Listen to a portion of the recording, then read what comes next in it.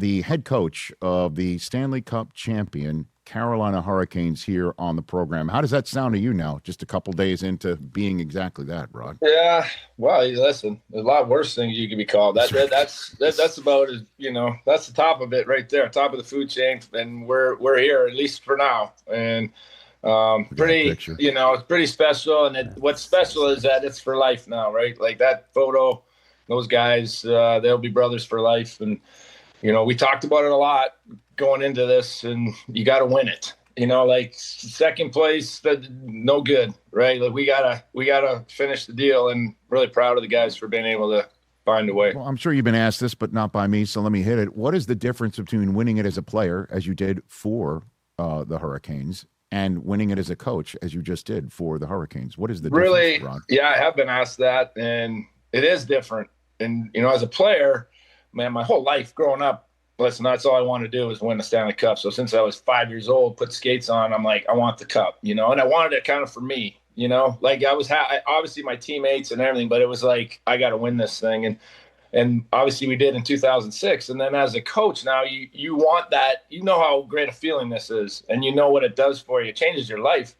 And so you want it for the guys you're coaching. Like you want them to have that feeling. And, we're kind of watching it through different eyes, and a lot more gratitude for it. Like I don't know, it's more rewarding to actually want it for other people, like, and it's kind of like watching your kids, whatever they do, you're proud of them and you want them to excel. And that's kind of was for me, sitting back behind the bench, just watching these guys, and just extremely happy that they are, able to accomplish their dream. Well, every champion coach I know, regardless of sport, is a control freak.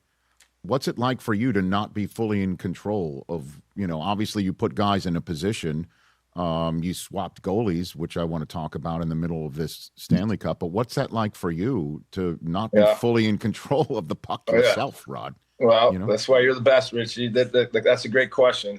And, it is tough being a coach in that regard. Like when I played, I worried about my mistakes. I'd come home and I'd be like stressed out about, I should have done that play different. And now as a coach, you got 20 guys. You come home and you're like, why did that guy do that? And you have 20 guys you're worrying about. And there's really not much you can do other than, prepare them as best you can. I've learned to do this. Once, the game goes, it's on them. You're going to make your adjustments here and there, but you got to have them prepared going in and then turn them loose. And it is what it is at that point. And so the decision that you made to replace Frederik Andersen with Brandon Bussi in the middle of this Stanley Cup, and Andersen was having a great playoff. Walk me through that decision, Rod. Well, a couple of things. Going into the playoffs, I had pretty much in my head thinking, I'm going to use both guys, because that's kind of how we did it all year. And to be really upfront, like, Bussi was the number one. Just Freddie, with the experience and the pedigree, was kind of like, okay, we're going to start him and see where it goes. And he just ran the table for whatever many games it was. It just made it real easy to just keep going back to him. But we also knew, he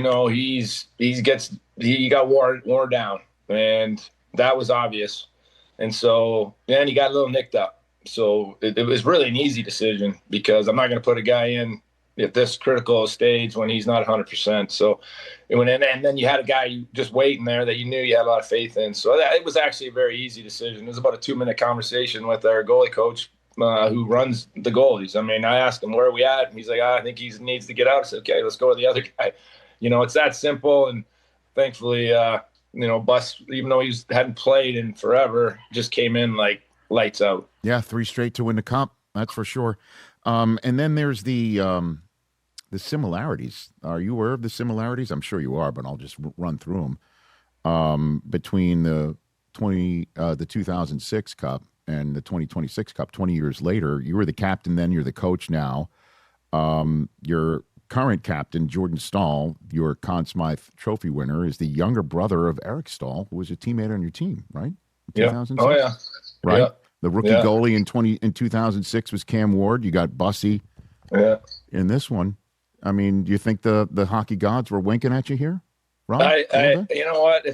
I think they were. I think there's a lot of things that lined up. Those kind of little things that you mentioned, but you mentioned Jordan Stahl, like his brother, was on the team that I played for. Mm-hmm. And then I coached, I was assistant coach here for quite a while too, and coached both of them. Mm-hmm. And then, just watching Jordan Stahl play the way he did, first of all, that's how he plays every night. And I get to see it all the time for 14 years that I've been here. He's been here. And to him to shine at the biggest time, I just am so happy for him, because that guy is a beast.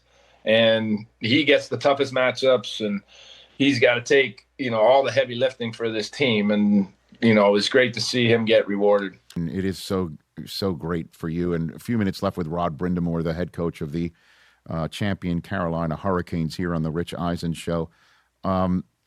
Listen, you know the history of this game. Names like Toe Blake, Hap Day, Cooney Weiland have been around forever and a day.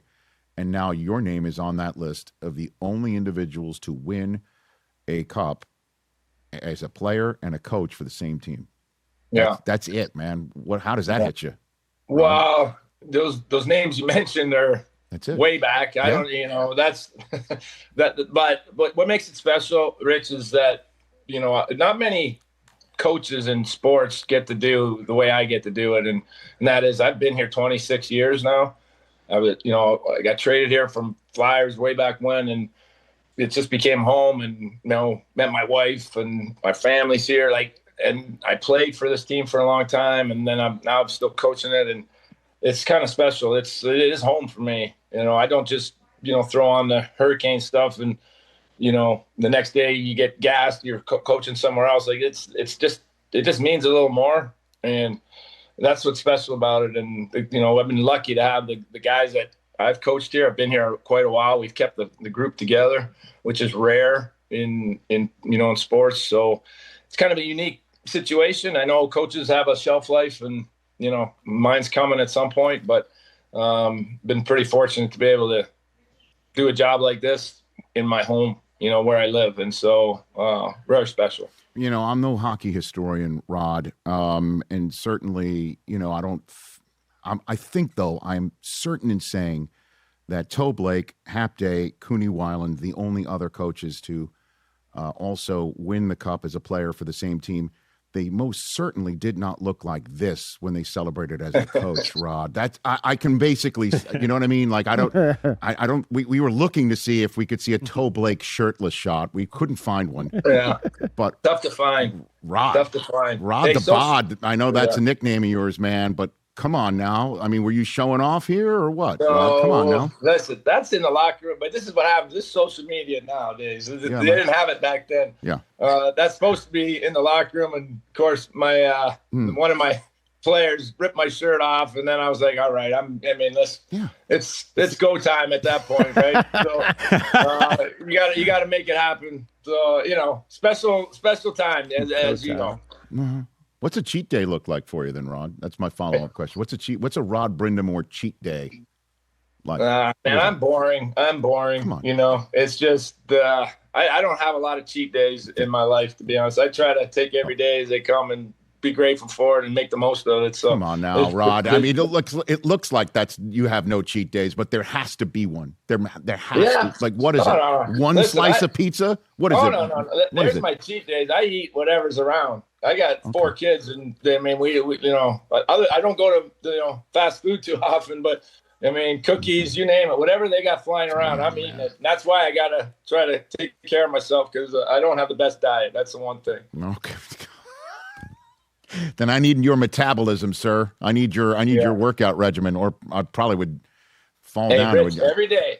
You just get up, you get after it. First thing, because if you don't, you're not getting to it. Okay. That's the secret. I will take that advice. Congratulations, Rod Brind'Amour. Yeah. Really, because I definitely called your highlights back in the day when I was on SportsCenter. That's for sure.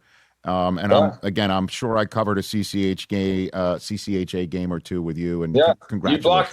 You blocked it out because the Sparties spanked you guys. So that's what happened there. That's what it is. Yeah, that's right. And then we played football. And then we could just end the conversation, right? All right, you got it. All right. Take care of yourself. Congratulations to you and your organization. Hey, you made it all the way to the end. Thanks for that. Check us out every single day streaming live on Disney Plus and the ESPN app 12 to 3 Eastern.